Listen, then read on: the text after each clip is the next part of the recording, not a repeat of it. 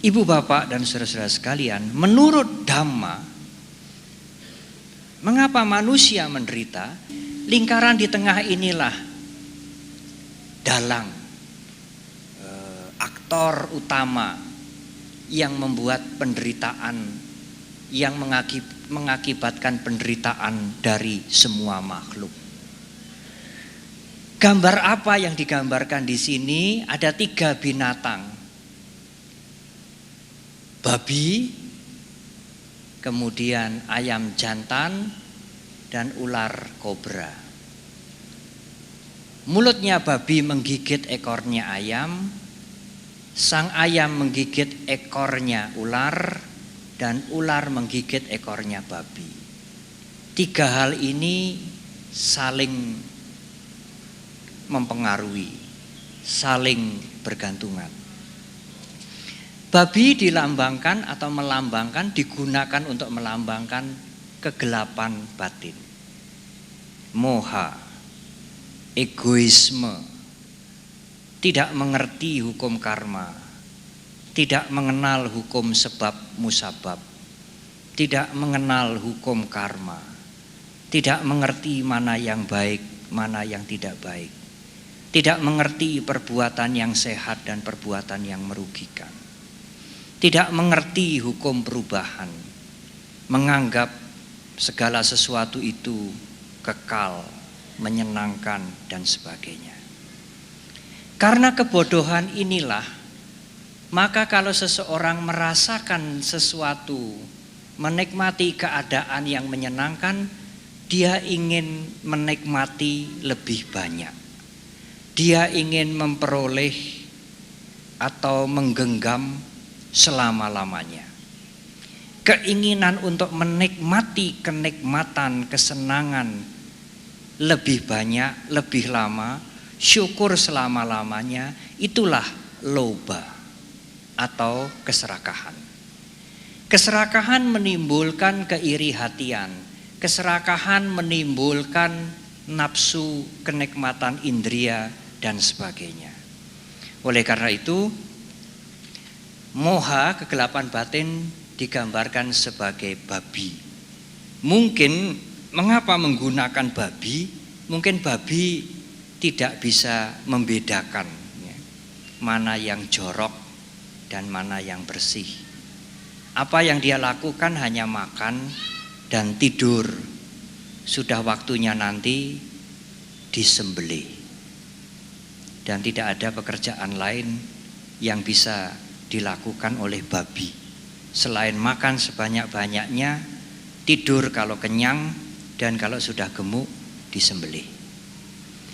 Keserakahan dilambangkan sebagai ayam jago, karena keserakahan menimbulkan keiri hatian, keserakahan mempunyai keturunan juga, keinginan untuk menikmati kenikmatan indria lebih banyak, lebih luas, syukur selama-lamanya, seperti ayam jago yang dengan congkaknya menunjukkan kejantanannya, dan nanti kalau sudah kepingin kawin, tidak peduli babonnya tidak siap, lalu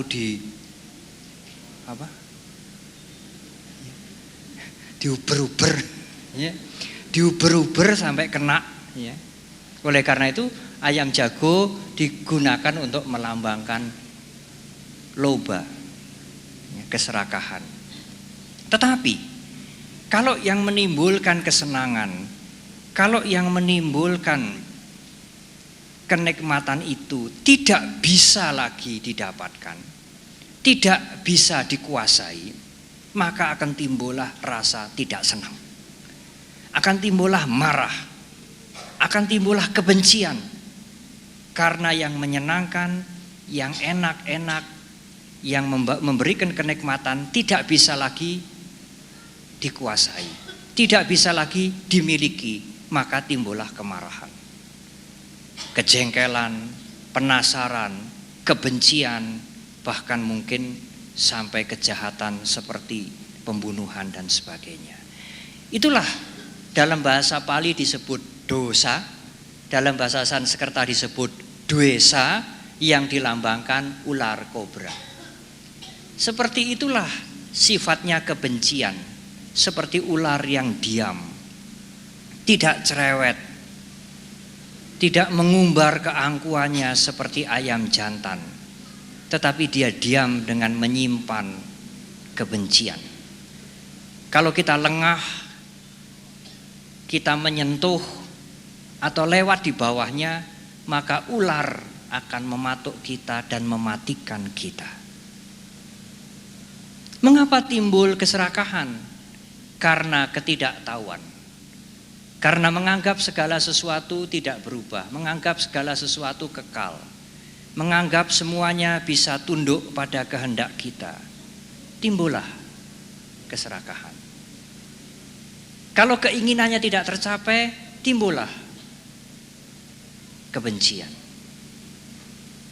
Kalau kebenciannya semakin membara, tidak diatasi, dibiarkan meluap-luap, maka kegelapan batinnya juga akan menjadi semakin tebal. Kalau kegelapan batinnya menjadi semakin tebal, semakin menjadi-jadi, nafsu ingin menguasai yang lain juga semakin hebat. Kalau dia tidak berhasil, tidak sukses, kebenciannya juga semakin menjadi-jadi. Kalau kebenciannya semakin menjadi-jadi dibiarkan, maka egoisme, kegelapan batinnya juga semakin menjadi-jadi. Oleh karena itu, moha, loba, dosa, moha, loba, dosa merupakan 3 rangkaian yang saling berhubungan dan saling mempengaruhi. Inilah aktor, tidak sekedar provokator, inilah aktor, sang dalang yang membuat makhluk-makhluk menderita tidak ada habis-habisnya karena tidak menyadari, karena kegelapan. Moha atau kegelapan itu sinonim dengan awija. A artinya tidak, wija artinya pengetahuan atau widya dalam bahasa Sanskerta. Awija atau awidya artinya tidak mempunyai pengetahuan. Sinonim dengan moha. Moha artinya gelap. Karena gelap maka awija. Kalau saudara berada di ruangan yang gelap, saudara tidak bisa membedakan mana putih, mana hitam, mana bersih, mana kotor, mana jalan, mana jurang. Karena gelap maka tidak mempunyai pengetahuan. Karena tidak mempunyai pengetahuan maka hidupnya gelap. Oleh karena itu moha dan awija, awija dan moha menjadi sinonim. Kalau Sang Buddha meneliti, membedah kehidupan ini, maka beliau menemukan untuk menjelaskan kepada kita awal daripada penderitaan yang diderita oleh makhluk-makhluk termasuk para dewa dan juga umat manusia adalah awija, kegelapan. Di gambar yang berlatar belakang kuning ini, awija digambarkan sebagai mata rantai di sebelah ini. Gambar apakah itu? Awija untuk memudahkan kita mengingat, untuk memudahkan kita mengerti awija. menangkap arti awija, tidak mempunyai pengetahuan, orang yang gelap. Digunakan gambar atau peraga gambar orang yang buta. Orang yang buta itulah seperti awija. Dalam relief kita nanti di lantai 2, awija akan muncul menjadi 3 blok, 3 panel. 1, 2, dan 3. Dari 3 panel ini saudara melihat orang yang buta. Digambarkan orang yang sedang mencari-cari tongkatnya karena dia sedang kehilangan atau terlepas tongkatnya dari tangannya. Sekarang dia sudah mendapatkan tongkatnya dan dia berjalan dengan bantuan tongkat karena dia buta. Tetapi meskipun sudah memakai tongkat, dia bisa terantuk pada batu, terantuk pada gundukan tanah. Tongkatnya lepas dan akibatnya dia bisa masuk jurang. Inilah akibat awija. Inilah akibat kegelapan batin yang digambarkan orang yang buta. 3 relief awija ini, 1 sudah diselesaikan. Seperti ini. Ini adalah awija. Awija menjadi sebab. Kegelapan batin menjadi sebab. Kurangnya pengetahuan tentang kehidupan ini menjadi sebab. Mengakibatkan apa, Bante? Mengakibatkan lingkaran yang kedua. Karena tidak mengerti hukum karma, tidak mengerti hukum sebab musabab, tidak menyadari di dunia ini semuanya bisa berubah,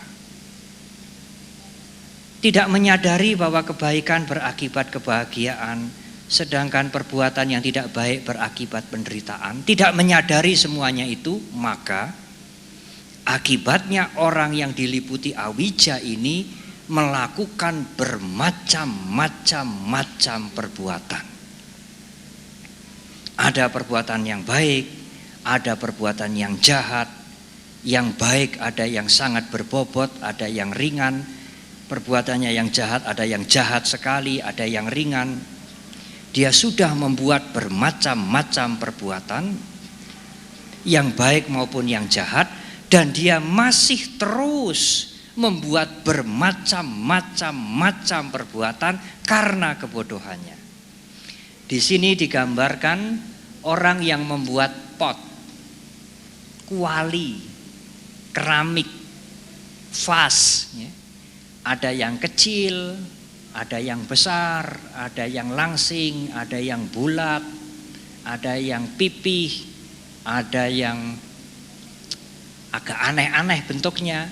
Tapi juga ada pot-pot yang baik, ada pot-pot yang hancur, pecah, kemudian mungkin ukurannya tidak cocok, kemudian rusak. Dan orang ini meskipun sudah mempunyai pot-pot banyak, periuk yang banyak, vas-vas yang banyak, yang bagus juga sudah banyak, yang rusak juga sudah banyak, tetap dia masih membuat terus, membuat karma-karma terus, membuat karma-karma yang tidak terarah, yang ngawur karena kegelapan batinnya, karena awija. Awija mengakibatkan sangkara. Sangkara di sini adalah diterjemahkan dengan bentuk-bentuk karma. Di sini digambarkan dengan 3 blok, 3 panel. Saudara yang tidak mengenal panel mungkin ya 3 blok. Orang yang membuat periuk, di sini periuk itu sudah ada kan, ada vas, ada guci, ada yang panjang, ada yang kecil, ada yang pendek, ada yang besar sekali, ada yang rusak, dan dia masih terus membuat seperti belum puas, belum selesai, dan mungkin tidak pernah selesai. Dan dia membuat periuk sangat banyak, yang afkir juga sangat banyak, yang jadi juga banyak, dan bermacam-macam. Kemudian gambar yang ketiga ini dari sangkara, periuk-periuk itu mulai dibakar. Dari hasil pembakaran ini, di dapur pembakaran ini ada yang rusak, tapi juga ada yang jadi. Yang jadi ada yang besar, ada yang tanggung, ada yang kecil. Gambar ini menggambarkan, melambangkan bentuk-bentuk perbuatan. Bermacam-macam perbuatan yang kita, kalau saya menguraikan, saudara jangan berpikir orang lain melulu, ya. Saudara juga harus awakku kepriye yo, begitu ya. Saya bagaimana ya? Ya kita semua seperti inilah. Pada saat kita gelap, pada saat kita tidak mengerti dhamma, kita melakukan perbuatan yang ngawur. Kita melakukan perbuatan yang tidak terarah. Apakah itu jahat sekali, atau mungkin itu baik. Dan terus kita melakukan perbuatan yang tidak terarah, yang tidak kita sadari akibatnya karena awija, karena kebodohan, karena kegelapan, karena kurang pengetahuan. Jadi kegelapan mengakibatkan bentuk-bentuk karma. Jadi Bante, kita membuat bermacam-macam perbuatan ini disebabkan oleh kegelapan, betul. Karma akibatnya, sebabnya kegelapan batin. Tetapi karma ini menjadi sebab yang baru, yang mengakibatkan patisandi. Ibu bapak saudara sekalian, karma itu perbuatan yang baik, yang jahat, ya, yang jahat sekali dan sebagainya, merupakan akibat. Yang menyebabkan kita membuat karma apa? Kegelapan batin, kebodohan. Akibatnya kita membuat macam-macam perbuatan yang ngawur-ngawur, ya, yang tidak terarah.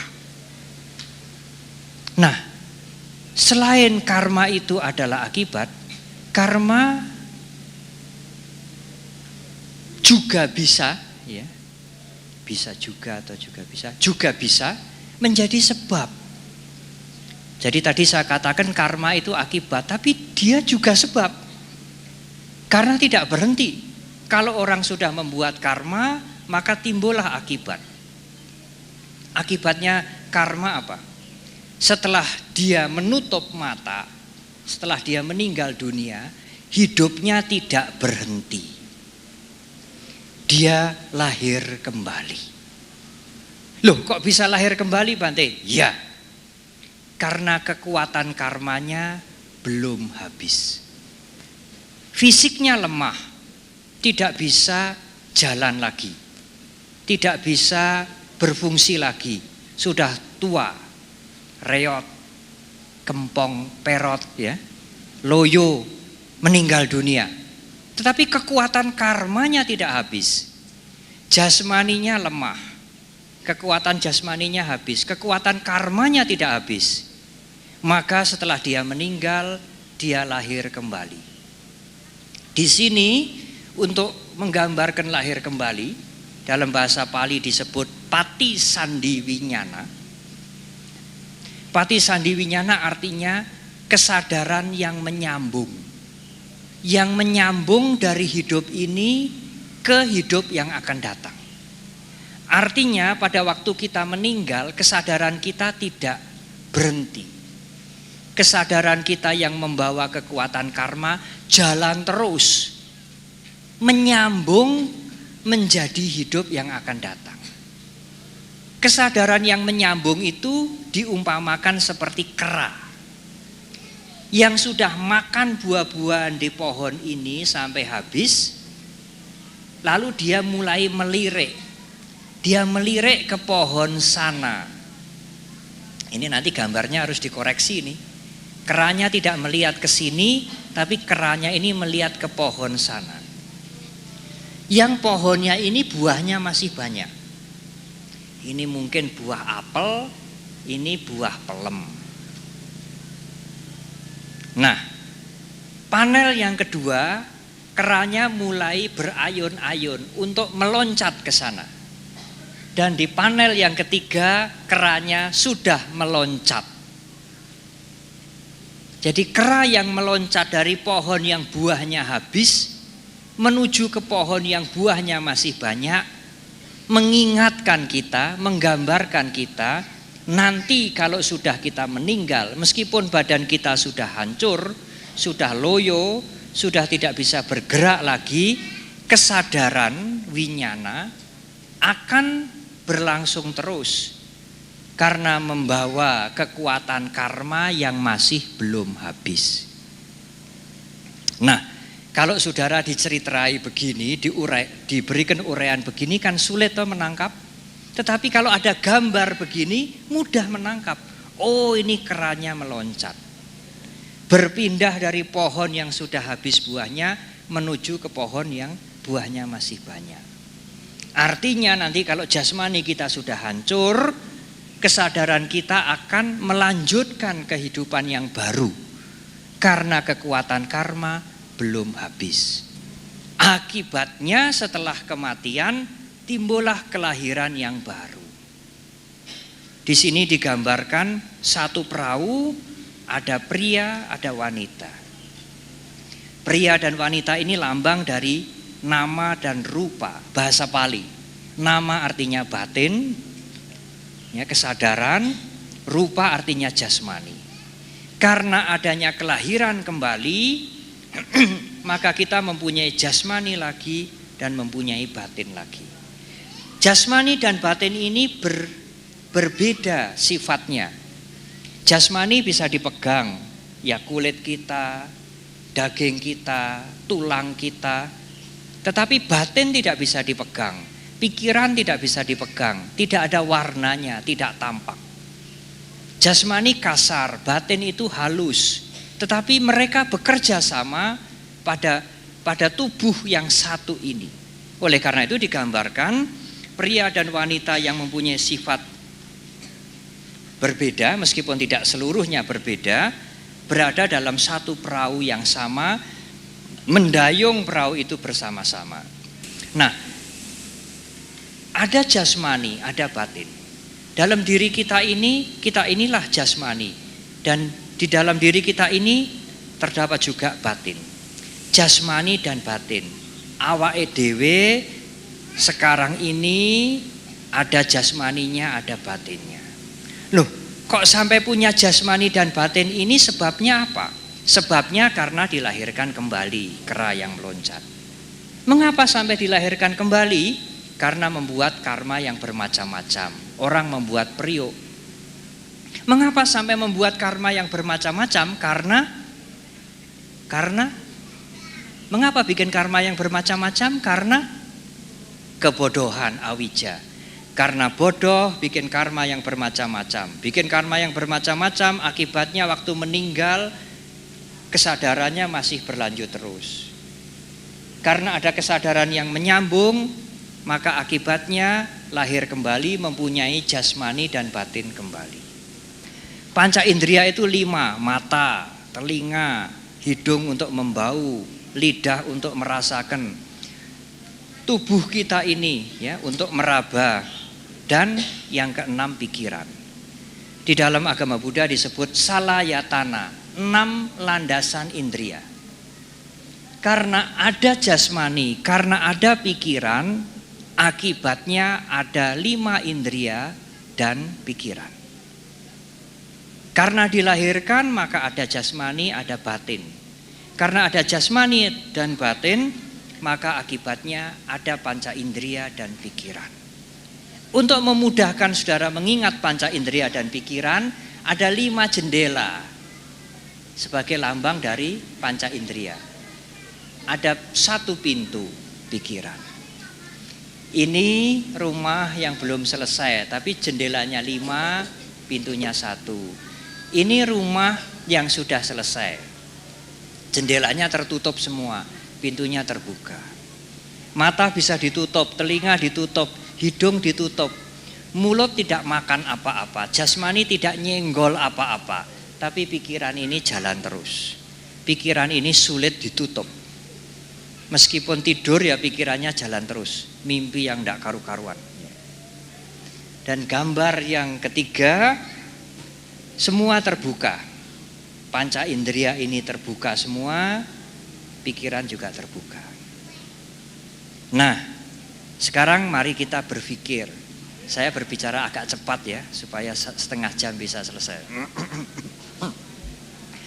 Sekarang ada 5 indera. Mata, hidung, telinga, mulut. Ada pikiran.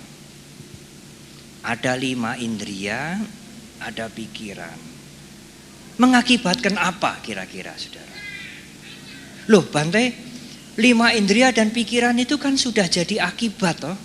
Sebabnya karena kita punya jasmani, karena ada jasmani, karena ada pikiran, ada batin, maka akibatnya ada 5 indera, ada pikiran. Ya, 5 indera dan pikiran itu akibat. Akibat dari jasmani dan batin. Tetapi 5 indera dan pikiran juga menjadi sebab baru. Karena ada 5 indera dan pikiran mengakibatkan apa? Mengakibatkan awake dhewe ini, kita semua ini bisa kontak. Kontak itu apa toh, Bante? Kontak itu ya punya mata bisa cuci mata. Punya telinga bisa mendengar apa? Campur sari. Punya hidung bisa beli minyak wangi, tapi juga bisa bau-bauan yang busuk ya. Punya mulut bisa makan gudeg. Punya jasmani bisa merasakan, oh ini kok kasar, kalau ini kok halus. Dan juga punya pikiran. Pikiran ini bisa kontak apa saja. Angan-angan, peristiwa, kenangan, semua bisa dikontak oleh pikiran, disentuh oleh pikiran. Bisa mudeng, saudara? Punya mata bisa kontak. Mata kontak pada apa? Pada yang bisa dilihat. Mata kontak dengan bau, oh, mboten saged, enggak bisa. Telinga kontak dengan apa? Suara, puji-pujian, wah hebat kamu. Ya. Wah apa kamu, kayak babi, marah kita ya. Mengapa kita marah? Karena telinga kontak dengan suara, pikiran kita memberikan reaksi. Kita bisa merasakan manis, gurih, ya, terlalu asin, karena kita kontak dengan makanan. Kalau tidak ada panca indera, tidak ada pikiran, tidak bisa kontak. Karena punya panca indera dan pikiran, punya jendela, rumahnya ada jendelanya, bisa melihat keluar, oh ada karnaval, oh ada orang berbaris, oh ada orang-orang lewat ya. Bisa kontak. Kontak digambarkan wanita yang sedang pakai handphone. Handphone kan juga alat untuk kontak toh. Kontak telinga. Ya kalau senang handphone ya nanti ya habiskan duit ini ya. Apalagi digambarkan orang yang lagi pacaran. Ini perempuan, ini laki-laki. Di sana jelas ya. Yang jelas ke sana lihat ke sana, yang belakang lihat kemari. Ya. Ini juga melambangkan kontak. Jadi dengan gambar ini, saudara begitu melihat, saudara ingat, oh ini kontak. Nah kok bisa kontak ya? Ya, mengapa kita bisa kontak? Mengapa? Karena punya jendela, punya panca indera. Mengapa bisa punya panca indera? Ayo sekarang kita berpikir, tidak hanya mendengarkan saya. Kita bisa kontak, mata bisa melihat yang bagus-bagus, yang jelek-jelek. Pujian-pujian, makian-makian, yang enak-enak, yang asin, yang gurih. Mengapa bisa kontak? Sebabnya apa sehingga kita bisa kontak? Punya panca indera. Mengapa punya panca indera? Kok sampai punya panca indera itu bagaimana itu? Sebabnya apa? Sebabnya karena ada jasmani dan batin. Mengapa ada jasmani dan batin? Mengapa? Karena dilahirkan kembali. Nah, kalau tidak lahir, dari mana ada jasmani dan batin? Mengapa sampai dilahirkan kembali? Pada waktu meninggal kok tidak berhenti, kok sampai lahir kembali? Mengapa? Karena ada bermacam-macam karma. Jadi fisiknya sudah loyo, kekuatan karmanya masih ada. Mengapa sampai membuat karma bermacam-macam? Kok tidak membuat karma yang terpilih saja, yang baik saja? Kok sampai membuat perbuatan yang bermacam-macam? Mengapa? Karena awija. Ya, jadi kalau diurut balik, karena kebodohan membuat perbuatan yang ngawur. Karena membuat perbuatan yang bermacam-macam dan banyak sekali, pada waktu meninggal kesadarannya masih nyambung. Karena ada kesadaran yang menyambung, maka punya jasmani lagi, punya batin lagi. Karena punya jasmani dan punya batin, maka mempunyai 5 jendela dan pikiran. Karena punya jendela dan pikiran, maka kita bisa kontak. Karena punya jendela, punya panca indera dan pikiran, kita bisa kontak. Gampang toh saudara ya? Ya gampang toh. Nah kalau tidak punya mata mau lihat dari mana? Kalau tidak punya telinga mau mendengar dari mana? Kalau tidak punya hidung mau membau dari mana? Kita bisa melihat, bisa mendengar, bisa membau, bisa merasakan karena kita punya panca indera. Karena punya panca indera, akibatnya kita bisa kontak. Karena kita suka kontak-kontak, akibatnya timbul perasaan sebelum keinginan. Maaf, timbul perasaan. Perasaan apa Bante? Nek ora seneng, yo ora seneng. Seneng atau tidak senang, atau netral. Ya, 3 ini. Senang atau tidak senang, suka atau tidak suka, atau netral. Kalau kita dengar pujian, senang. Dengar makian, tidak senang. Wah, waktu gong ini megah ini sekarang, senang. Wah, megah tapi gimana nanti? Lah, mulai tidak senang. Ya. Jadi kontak panca indera dengan dunia luar mengakibatkan perasaan. Senang atau tidak senang. Mata melihat yang kita suka, waduh senang aku. Tapi melihat yang kotor-kotor, melihat yang tidak teratur, wah tidak senang saya. Demikian juga makan. Kalau kita senang ya, kalau kita makan makanan yang kita senangi, wah senang. Kalau kita makan makanan yang asing, wah muntah, ya, tidak senang. Semuanya. Panca indera menghasilkan, mengakibatkan 2 hal. 3 juga boleh, tapi untuk memudahkan menjelaskan 2 hal. Kalau tidak senang, ya tidak senang. Nah, perasaan itu digambarkan orang yang matanya kena panah. Loh, mengapa Bante? Karena perasaan itu membuat orang buta. Nek wis ora seneng, wah, ketemu mukanya saja ngidu. Orang yang sudah senang atau tidak senang tidak bisa objektif. Oleh karena itu, perasaan digambarkan orang yang matanya kena panah. Karena perasaan itu membutakan. Demikian juga kalau kita sudah senang. Senang pujian, senang makanan, senang udut. Wah, itu sudah membutakan sudah. Dikasih tahu, wah itu berbahaya, tidak baik untuk paru-paru, ngentekke duit, wah tidak peduli. Senang itu membutakan. Ya. Dalam bahasa Pali, senang atau tidak senang itu disebut wedana. Dan digambarkan dalam 3 blok kalau tidak salah. 1, 2, maaf dalam 2 blok. Ini orang yang matanya kena panah, ini kena panah dan dia mulai bergulung-gulung. Ya. Ini masih duduk, ini sudah bergulung-gulung. Matanya buta, orang yang buta kena panah. Seperti senang atau tidak senang yang membutakan kita. Tidak senang membuat kita sengit sekali, benci sekali. Kalau senang membuat kita melekat sekali. Tidak bisa objektif lagi. Kita hanya berbuat, kita hanya melakukan sesuatu karena didorong oleh senang atau tidak senang. Tidak peduli yang senang itu kejahatan, tapi saya senang. Tidak peduli yang tidak senang itu adalah kebaikan, pokoknya saya tidak senang, saya tidak mau. Oleh karena itu perasaan membutakan. Tetapi perasaan ini bukan akhir.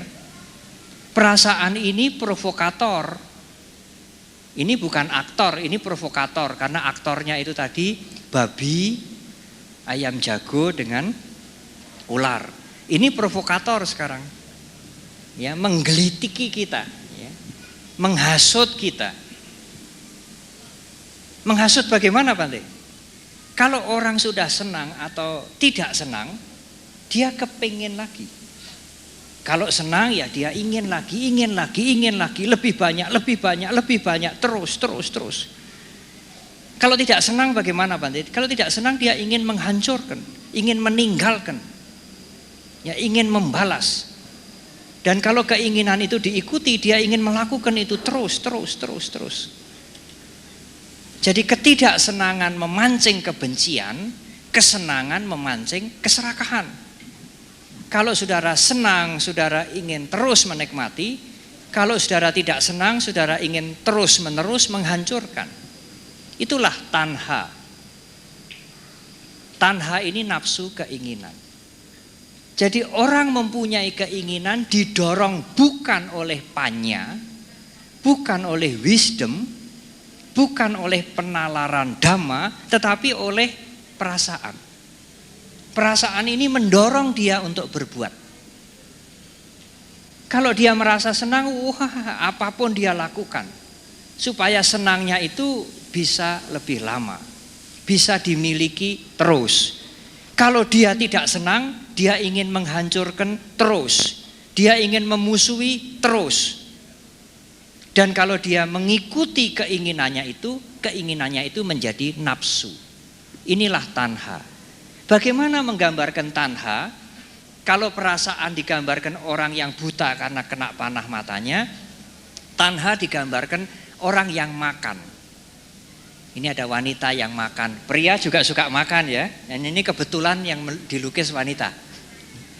Makanan ini habis, ganti makanan yang lebih banyak. Dan sampai malam hari ini ada burung hantu, ini ada bulan. Ya, ini melambangkan malam, dia masih makan saja. Seperti tidak pernah kenyang. Itulah tanha, nafsu keinginan. Ingin, terus ingin. Mengapa ingin? Karena diprovokasi oleh perasaan. Bagaimana Bante supaya perasaan tidak memprovokasi? Nah, sesungguhnya antara gambar ini dengan gambar ini, disinilah letak kita belajar Dhamma. Kalau saudara punya mindfulness, punya awareness, kesadaran yang penuh dari latihan meditasi, dari latihan menggunakan kesadaran, saudara tidak akan terpancing untuk timbul nafsu keinginan. Minum kopi enak, ya wis, enak ya enak, udah. Enak ini juga tidak kekal kok, tidak selama-lamanya, udah. Kalau tidak ada kesadaran, tidak ada perhatian yang penuh, rasa enak itu akan menyeret saudara untuk cari lagi. Dan kalau saudara menuruti, mengikuti, memberikan lagi, dan lagi, maka akan timbullah keinginan yang nafsu. Bukan keinginan yang wajar. Nah, nafsu keinginan ini jadi akibat, Bante. Ya, ini akibat. Sebabnya diprovokasi oleh perasaan. Ini sebab, ini akibat. Tapi ini sekarang menjadi sebab yang baru mengakibatkan ini. Karena keinginannya dituruti terus. Yang senang juga dituruti terus. Yang tidak senang juga dituruti terus. Akibatnya timbullah kemelekatan, kantil. Ya, bahasa Jawanya kantil, lengket. Lengket pada apa, Bante? Lengket pada kopi, lengket pada udut, lengket pada apa lagi? Lengket pada bioskop, lengket pada apa saja yang menyenangkan. Yang menyenangkan mata, menyenangkan telinga, menyenangkan hidung, menyenangkan mulut. Kalau dituruti terus menerus, membuat ketagihan. Ya, lengket itu ketagihan. Karena dituruti terus menerus menjadi ketagihan. Dalam psikologi dikatakan kalau saudara tidak mempunyai kebiasaan baru, lalu saudara melakukan kebiasaan itu 90 kali, kebiasaan yang dilakukan 90 kali menjadi watak yang baru. Saudara tidak pernah meditasi toh misalnya ya. Sekarang dipaksakan tiap pagi meditasi. Kalau sampai saudara sudah meditasi setiap pagi 90 kali, maka meditasi itu menjadi seperti watak yang baru. Nek ora meditasi tidak enak. Apalagi yang muda-muda ini. Si itu tidak kenal dengan si dia sono ya. Si gadis itu tidak kenal dengan si perjaka itu. Sekarang mulai kenal. Tiap sore datang ke rumahnya. Kalau baru 5 kali, 10 kali masih belum menjadi kemelekatan. Lagi seneng dia ya. Lagi senang, cocok ya. Kalau orang pacaran kan katanya apa-apa cocok ya. Yang jelek-jelek juga jadi baik ya. Nah karena cocok, karena senang didatangi terus. Tanha. Dan dituruti terus. Kalau sudah apel 90 kali, itu sulit untuk dipisahkan. Di dalam psikologi dikatakan, kalau perbuatan sudah diulangi 90 kali, seperti menjadi watak yang baru. Jadi kalau saudara mau berhati-hati, kalau ada sesuatu yang baru, saudara ragu-ragu, ya lebih baik tidak dilakukan. Kalau mau melakukan ya jangan sampai 90 kali. Kalau sudah 90 kali nanti lemedot itu angel nanti ya. Lemedot itu angel nanti. Kalau sudah 90 kali menurut ilmu jiwa itu nanti akan menjadi sifat yang baru. Nah inilah kemelekatan. Karena keinginannya dituruti terus, tidak pernah ada usaha untuk stop, maka menjadi kemelekatan. Menjadi ketagihan. Dalam bahasa Pali dikatakan upadana. Bagaimana untuk memudahkan orang mengingat kemelekatan? Ini orang sedang memetik buah-buahan, ini keranjangnya. Keranjangnya sebetulnya sudah ada isinya buah. Dia masih memetik. Dan memetik terus. Dan memanjat. Oh ini bukan memanjat, ini nyogrok ini. Dan tidak hanya nyogrok, memanjat sambil nyogrok. Meskipun bakulnya ini sudah penuh, keranjangnya ini sudah penuh, sudah luber terus saja, terus. Seperti itulah orang yang melekat. Karena kemelekatan ini mendorong dia untuk melakukan proses memperpanjang penderitaan. Digambarkan, diwakili dengan lambang 1, 2, 3, 4. Ya, 4. Di sana sudah berbeda. Jadi kemelekatan itulah. Melekat pada suasana, melekat pada makanan, melekat pada keakuan, melekat pada pujian, melekat pada materi, melekat pada apapun. Padahal yang dilekati itu tidak kekal. Senang, berubah, cari lagi. Sebentar hilang, cari lagi, senang. Tidak lama hilang, cari lagi, senang. Tidak lama hilang, cari lagi, terus begitu. Itulah yang membuat kita ketagihan. Seperti orang haus. Haus minum, hilang, haus lagi minum, hilang, haus lagi minum, hilang, terus begitu. Itulah upadana. Upadana membuat kita minum berkali-kali. Karena kenikmatan itu sepintas, sebentar. Hilang, cari lagi, terus begitu. Andai kata kenikmatan itu sekali didapatkan untuk selamanya, kita tidak akan mengejar. Dicari sebentar hilang, cari lagi. Cari lagi, itulah memperpanjang proses penderitaan. Di sini disebut bawa. Karena diprovokasi oleh kenikmatan, karena didorong oleh nafsu keinginan, karena dikompori oleh kemelekatan, dia kemudian melakukan apa saja. Pokoknya saya senang, pokoknya saya nikmat, pokoknya saya happy, pokoknya saya enjoy, terus begitu. Apa yang dia lakukan itu memperpanjang proses penderitaan. Sehingga nanti, kembali lagi persoalannya, kalau dia sudah meninggal dunia, hidup ini tidak akan selesai. Karena dia memperpanjang proses penderitaan terus-menerus, tidak menghentikan, tidak mengurangi, tetapi memperpanjang. Akibatnya setelah mati dia akan lahir kembali. Dalam bahasa Pali disebut jati. Buddhis tidak mempunyai pandangan, ya kita lahir ini kan sudah dari sononya, sudah diprogram dari sononya, kamu lahir besok jadi biku gitu ya. Kamu lahir besok jadi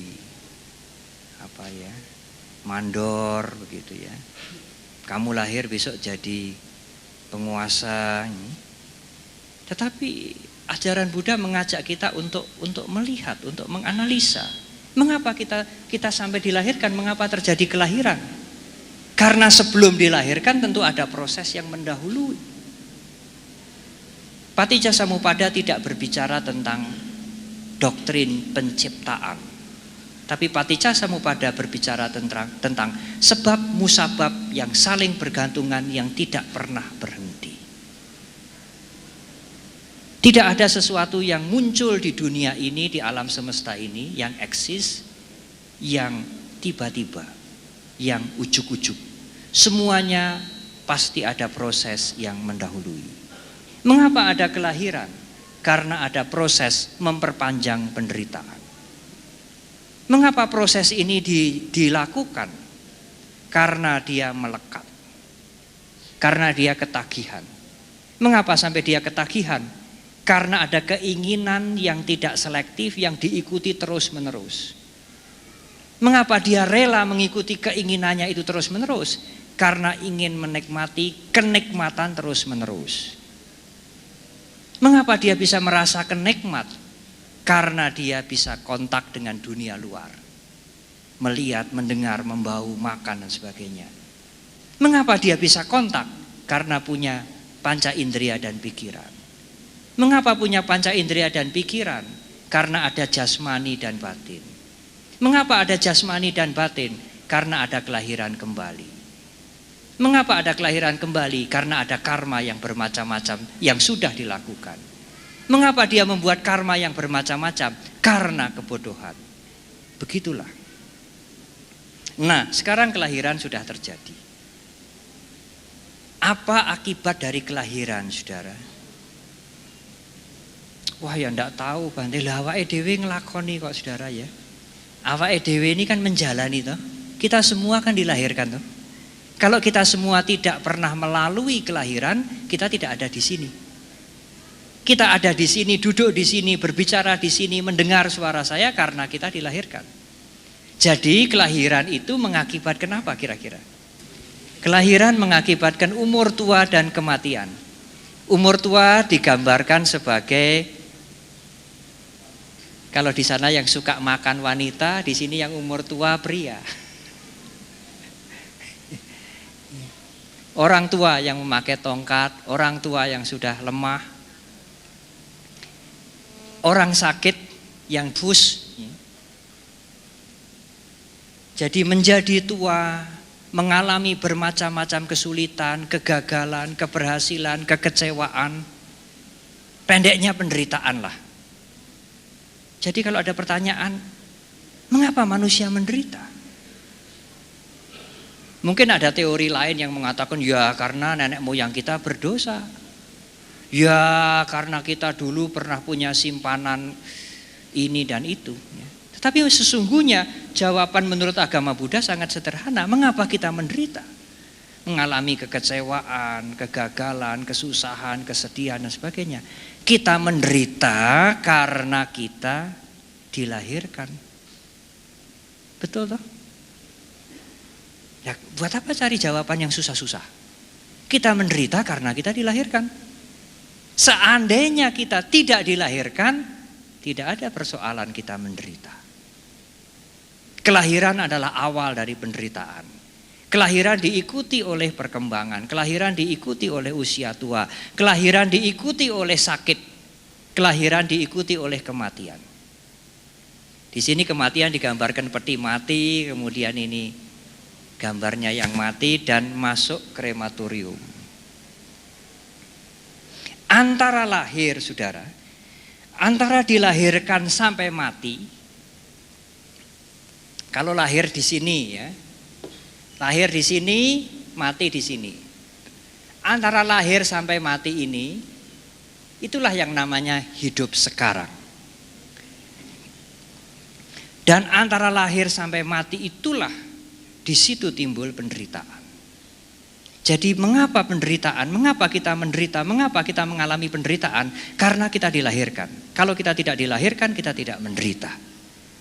Tidak ada jawaban yang lebih tepat dari itu. Kalau tidak ada kelahiran kembali, tidak ada penderitaan. Bagaimana supaya tidak dilahirkan kembali? Jangan memperpanjang proses penderitaan. Bagaimana supaya tidak memperpanjang proses penderitaan? Jangan menjadi ketagihan. Jangan gondeli, jangan melekat. Berkaryalah, melakukan hasillah, melakukan hal-hal yang bergunalah, tapi jangan melekat pada hasil itu. Karena apapun terkena perubahan. Supaya tidak melekat, jangan mengumbar nafsu keinginan. Saudara harus selektif dengan nafsu saudara. Memutuskan perbuatan dengan panya, dengan wisdom, bukan didorong oleh perasaan semata-mata. Bagaimana supaya nafsunya tidak terumbar? Supaya nafsunya tidak terumbar, perasaan yang kita rasakan jangan sampai membutakan kita. Bagaimana supaya perasaan tidak membutakan kita? Punyailah kesadaran. Ya, jadi bagaimana Bante supaya perasaan tidak membutakan kita? Ya jangan makan, ya jangan melihat, ya jangan mendengar. Bukan itu caranya. Mendengarlah, makanlah. Rasakanlah senang sebagai senang, tidak senang sebagai tidak senang. Tetapi perasaan itu jangan membuat Anda buta. Bagaimana supaya tidak buta? Harus punya kesadaran. Mindfulness, perhatian yang penuh. Pengertian dharma yang cukup. Dari mana didapat?